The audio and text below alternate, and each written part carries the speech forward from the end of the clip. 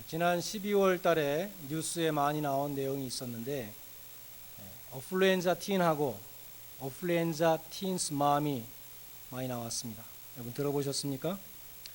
이산 코치라는 티네이저가 2013년에 텍사스에서 당시 16세의 나이로 음주 난폭 운전을 하다가 길에 서 있던 사람 4명을 죽이고 9명을 크게 다치게 했습니다. 그러나 그는 집안이 부자였기 때문에 유능한 변호사를 샀습니다. 그 변호사들은 이 아이가 어플루엔자라는 병을 앓고 있다. 어플루엔자는 한국말로 번역하면 부자병입니다. 어플런스라는 단어에서 나온 것 같아요. 그는 너무 부자이기 때문에 옳고 그름에 대한 판단력이 없고 자기 행동에 대한 책임감이 없기 때문에 이 아이는 감옥에 보내서는 안 되고 병원에 보내야 된다고 그렇게 주장했습니다. 판사는 변호사들의 주장에 설득되었습니다. 그래서 10년 프로베이션 보호 관찰을 명했습니다. 그 기간 동안 당연히 술을 마시면 안 되겠는데 이 아이는 친구들과 술 파티를 했고 그 장면을 트위터에 올렸습니다. 그 동영상은 그를 보호 관찰하던 프로베이션 오피서들이 보게 되었고 그는 소환에 응하지 않고 도망을 갔습니다. 엄마하고 같이 멕시코로 도망을 갔는데 휴양지에서 체포되었죠. 이 어플루엔자 틴스 맘, 이 엄마는 미국으로 압송됐지만 보석금을 내고 석방되었습니다. 그리고 이 어플루엔자 틴도 돈이 많으니까 지금 변호사를 또 사서 미국으로 오지 않기 위해서 압송되지 않기 위해서 멕시코에서 계속 버티고 있다고 합니다. 지난 수요일에도 우리 이 파워볼 추첨하는 날이었는데 파워볼에 당첨되는 것이 프로핏이 아니라 로스라는 그런 말씀을 드렸습니다. 돈이 많아서 옳고 그름을 판단하지 못하고 스포일되고 자기 행동에 책임을 지지 못하는 사람이 된다면 더 나아가서 하나님을 멀리하는 사람이 된다면 그 막대한 재산은 결코 복이라고 할 수 없는 것입니다. 웃음과 울음도 마찬가지입니다. 우린 당연히 웃음이 넘치는 삶을 복된 삶이라고 생각합니다. 전에 한국에는 그런 프로도 있었죠. 웃으면 복이 와요. 그러나 예수님은 정반대로 말씀하셨습니다. 애통하는 자가 복이 있다. 누가복음 6장에 보면 이제 우는 자는 복이 있나니 저희가 웃을 것이며 화 있을진저 지금 웃고 있는 자들이요 너희가 애통하며 울리로다. 그렇게 말씀했습니다. 왜 예수님은 이러한 역설을 말씀하셨을까요? 윌리엄 바클레이라는 성경학자의 주석에 보니까 영어시가 한 편 소개되어 있는데 마음에 와닿는 내용이었습니다. 나는 즐거움이라는 여자와 1마일을 함께 걸었다. 걷는 동안 그녀는 계속 수다를 떨었다. 그러나 그녀의 말에서 얻을 수 있는 지혜는 하나도 없었다. 나는 슬픔이라는 여자와 1마일을 걸었다. 걷는 동안 그녀는 한마디도 말하지 않았다. 그러나 나는 슬픔과 함께 걷는 동안 많은 것을 그녀로부터 배웠다. 이 마클레이는 All sunshine makes a desert라는 아랍 격언을 소개합니다. 햇볕이 계속 내리쬐면 사막이 된다. 그런 뜻입니다. 우리는 1년 내내 햇볕은 쨍쨍 모래알은 반짝 그런 날씨가 되기를 원합니다. 그런데 우리 원대로 그런 날씨가 계속되면 우리가 사는 땅은 사람이 살 수 없는 사막이 되고 만다는 것입니다. 우리 인생도 마찬가지라는 것이죠. 우리 인생에 먹구름과 비바람이 없다면 우리는 모두 어플루엔자 그런 환자처럼 되고 말 것입니다. 눈물이 없는 인생은 아무런 꽃도 피우지 못하고 열매도 맺지 못하는 사막과 같은 인생이 되는 것입니다.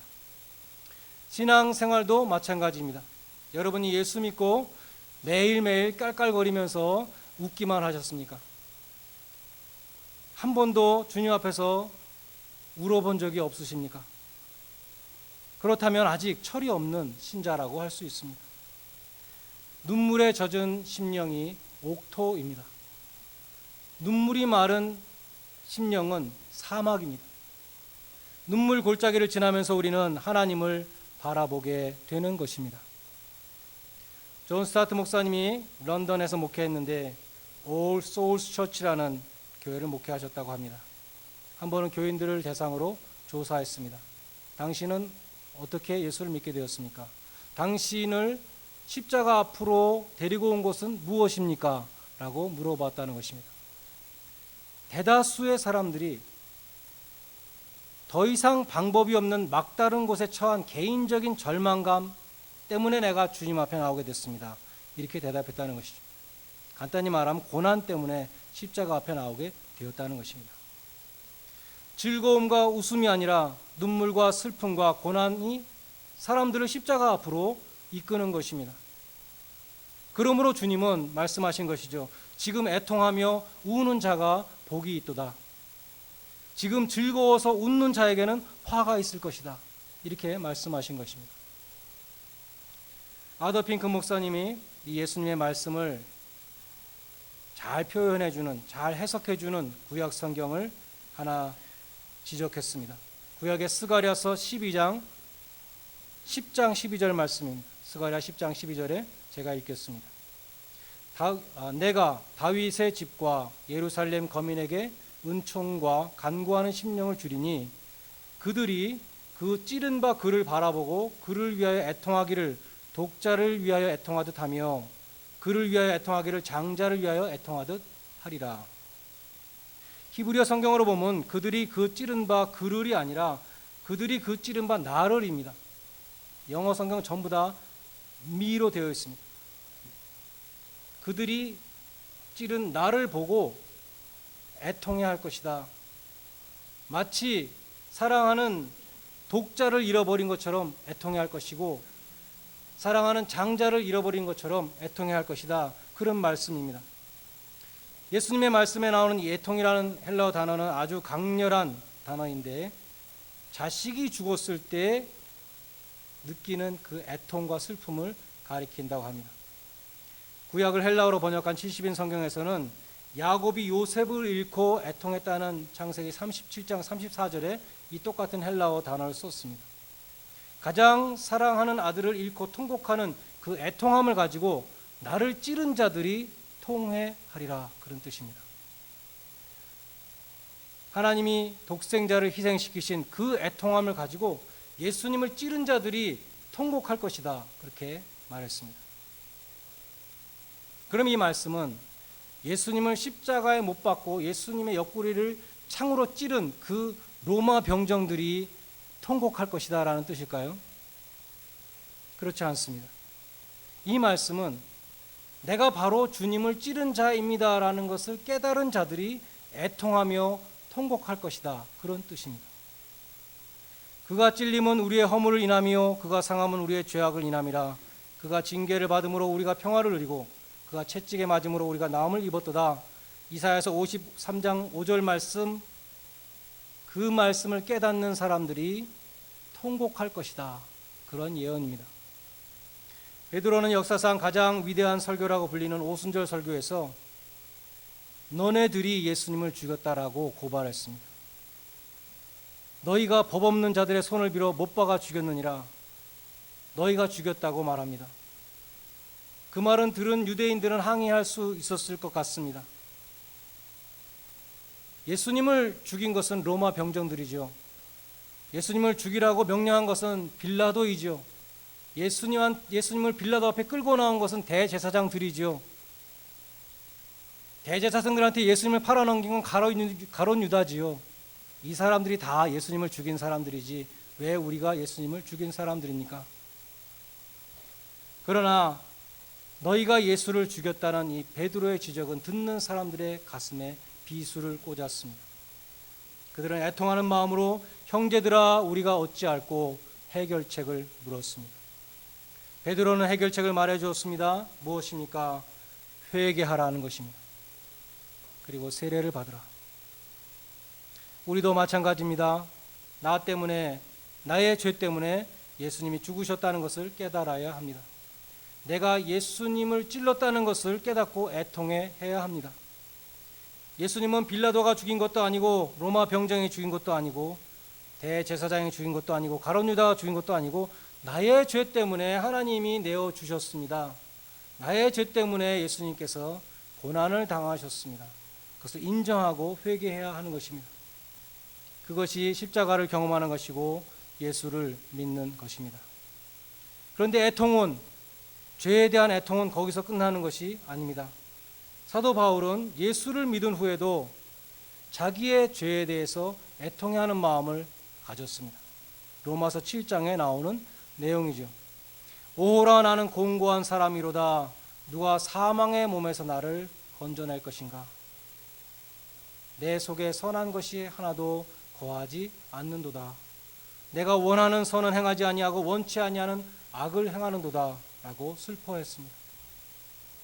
예수를 믿고 자신의 죄를 회개한 사람에게는 그 마음 중심에 하나님의 법을 즐거워하고 지키려는 소원이 있습니다. 새롭게 창조된 속사람은 하나님의 말씀에 대해서 마음으로 순종하고자 하는 마음이 있습니다. 신명기 27장에 보면 이스라엘 백성들이 요단강을 건너가서 에발산과 그리심산에 마주해서 하나님의 율법이 선포될 때에 아멘이라고 산이 쫑쫑 울리도록 응답했습니다. 하나님의 율법을 지킬 때 주시는 축복에 대해서뿐만 아니라 율법을 범하는 때 내리시는 저주에 대해서도 힘차게 아멘이라고 그렇게 응답했습니다. 하나님의 자녀들은 하나님의 말씀을 들을 때 아멘이라고 응답합니다. 진심으로 그 말씀대로 살기를 원합니다라고 소원합니다. 하나님이 미워하시는 죄를 나도 미워해야지라고 다짐합니다. 나의 죄 때문에 주님이 십자가에서 피 흘리신 것을 애통해하고 그 죄를 떠나려고 애쓰는 것입니다. 그럼에도 로마서 7장 17절과 20절에 보면 그렇게 하나님의 법을 마음으로부터 즐거워하는 내 속에 여전히 죄가 거한다고 말씀하고 있습니다. 그 죄의 세력 앞에 내가 날마다 넘어진다는 것입니다. 내가 원하는 바 선은 행하지 아니하고 내가 원치 아니하는 악을 행하는도다. 내 마음으로는 선을 행하고 하나님의 법을 지키기를 원하는데 실제 행동은 다르게 나타난다는 것입니다. 사도 바울은 거듭난 속사람으로는 하나님의 법을 즐거워하면서도 실상에서는 날마다 죄를 범하는 자신의 모습을 보면서 오호라 나는 공고한 사람이로다 그렇게 탄식했습니다. 이 갈등은 모든 성도들의 갈등입니다. 이 갈등은 죄인의 갈등이 아니라 하나님의 은혜로 거듭난 신자들이 느끼는, 살아있는 신자가 느끼는 갈등입니다. 만약에 이 갈등이 없다면 그 사람은 영적으로 죽은 사람입니다. 이사야 선지자는 하나님의 영광을 본 다음에 처음으로 말한 것이 화로다 나여 망하게 되었도다. 하나님의 영광 앞에 자기가 얼마나 저주받은 존재인가 탄식했습니다. 현실에 대한 애통함이 없다면 변화가 있을 수 없습니다. 나의 현 모습에 대한 애통하는 마음, 말씀과 내 삶이 얼마나 다른가, 거기서 오는 괴로움, 내 안에서 두 가지 법이 싸움으로 인해서 갖는 이 갈등, 그것이 성도의 특성입니다. 그러한 갈등이 있어야만 우리는 발전할 수 있습니다. 여러분은 바울처럼 탄식하며 애통해 하십니까? 아니면 나는 이만하면 됐지, 더 이상 어떻게 잘해, 이런 마음을 갖고 계십니까? 내가 예수를 믿은 지 10년이 됐는데, 내가 교회를 다닌 지 20년이 됐는데, 내가 직분도 받았는데 나의 이 모습이 얼마나 부끄러운가. 나는 정말 이래서는 안 되는데, 그러한 마음으로 탄식하셔야 하는 것입니다. 그것이 예수님이 말씀하신 애통입니다. 그래야 날마다 자라나가는 성장이 있고 주님의 모습을 닮아가는 변화가 일어날 것입니다. 오늘날 교회에서 애통하는 모습이 없어지고 있습니다. 한국교회는 애통함으로부터 시작했습니다. 1907년에 평양 대각성운동, 당시 선교사들이 미국 장로교 선교본부에 보낸 서신들이 있는데 그것을 모아놓은 코리안 디파지터리라는 큰 책이 있습니다. 여러 권으로 됐는데 하버드 옌칭 도서관에 비치되어 있는 것을 보았습니다. 읽는 사람은 물론 거의 없지만 한국 교회사에 대해서 박사학위 논문을 쓰는 사람에게는 아주 소중한 사료입니다. 그 서신들에 보면 그 선교사들의 증언에 의하면 사람들이 예배당에 모여서 몇 날 며칠이고 울면서 떼굴떼굴 굴으면서 회개했다는 것입니다. 통회 자복했다는 것입니다. 왜 오늘날 우리에게는 그러한 마음이 없습니까? 그 이유는 무엇보다도 우리가 죄에 대해서 무감각해졌기 때문입니다. 교회에서도 죄에 대해서 말하지 않기 때문입니다. 예수 믿으면 세상적으로 복을 받고 세상적으로 행복한 삶을 살 수 있다는 그러한 빗나간 교리에 오염되어 있기 때문입니다. 교인들은 죄에 대한 말씀을 싫어하고 목회자는 교인들이 싫어하는 말씀을 전하는 것을 부담스러워하고 그래서 죄와 회개에 대한 말씀은 강단에서 사라지게 되었습니다. 우리는 죄에 대해서 통회하는 심령을 회복해야 합니다. 하나님 앞에 나의 모습을 내어놓고 애통하며 내 죄가 항상 하나님 앞에 있습니다. 나를 긍휼히 여기소서. 나의 죄가를 도말하소서. 나를 주 앞에서 쫓아내지 마시며 주의 성신을 나에게서 거두지 마옵소서. 다윗과 같이 통회 자복하며 기도할 수 있어야 할 것입니다. 그리고 통회하는 사람은, 애통하는 사람은 자신의 죄뿐만 아니라 나아가서 다른 사람의 죄, 나아가서 이 세상의 아픔을 놓고도 애통해야 하는 것입니다. 시편 기자는 시편 119편 136편에서 저희가 주의 법을 지키지 아니하므로 내 눈물이 시냇물같이 흐르나이다, 그러한 고백을 했습니다. 성경에 예수님이 웃으셨다는 기록은 없습니다. 그러나 예수님이 울으셨다는 기록은 있습니다. 예수님은 회개치 않는 성읍, 멸망할 성읍 예루살렘을 보시고 우셨다고 기록되어 있습니다. 여러분은 눈물을 흘리며 기도하는 대상이 있으십니까? 여러분은 교회를 위해서 애통하며 기도하십니까? 사도 바울은 빌립보서 3장 18절에서 내가 여러 번 너희에게 말하였거니와 이제도 눈물을 흘리며 말하노니 여러 사람들이 그리스도 십자가의 원수로 행하느니라, 그렇게 말씀합니다. 십자가의 원수로 행하는 자들을 때문에 내가 눈물을 흘리며 애통해야 한다고 말하고 있습니다. 애통해하는 사람은 그처럼 죄의 종로로 타고 있는 불쌍한 영혼들에 대해서 슬퍼하는 사람입니다. 십자가의 원수로 행하는 가족에 대해서, 교회에 대해서, 세상에 대해서 하나님 앞에서 애통하는 사람입니다. 저는 이 대목에서 생각나는 사람이 한 사람이 있었습니다. 오래전에 우리 교회가 회의를 한다 그러면서 막 다툴 때 저 뒤에서 하염없이 눈물을 흘리며 기도하는 청년이 있었습니다. 눈이 퉁퉁 부어가지고. 그 청년이 지금의 박영재 전도사님입니다. 하나님은 그처럼 교회를 위해서 애통하며 기도하는 사람을 보시고 그 교회에 복을 주시는 줄로 믿습니다. 마지막으로 예수님은 애통하는 사람이 위로를 받는다고 하셨습니다. 여기 위로를 받는다는 단어는 헬라어로 파라클레오라는 단어인데 우리가 성경에서 성령님을 가리키는 파라클레이토스하고 같은 어원입니다. 파라클레이토스는 우리 성경에서 보혜사라고 번역되었죠. 보호하시고 은혜를 주시는 스승님, 그런 뜻 같습니다. 영어로 번역하는 사람들도 이 파라클레이토스를 여러 가지로 번역했습니다. 대개 세 가지로 번역했는데 카운셀러, 컴포터, 그리고 헬퍼입니다. 성령님이 그러한 분이라는 것이죠. 특별히 성령님은 위로자가 되십니다. 컴포터에는 포르티스라는 라틴어가 들어가 있습니다. 힘과 용기라는 뜻입니다. 성령님은 힘과 용기를 북돋워 주시는 분입니다. 히브리서 12장 12절에 그러므로 피곤한 손과 연약한 무릎을 일으켜 세우라. 성령님은 능력으로 우리를 도와주십니다. 그리고 우리를 위로해 주십니다.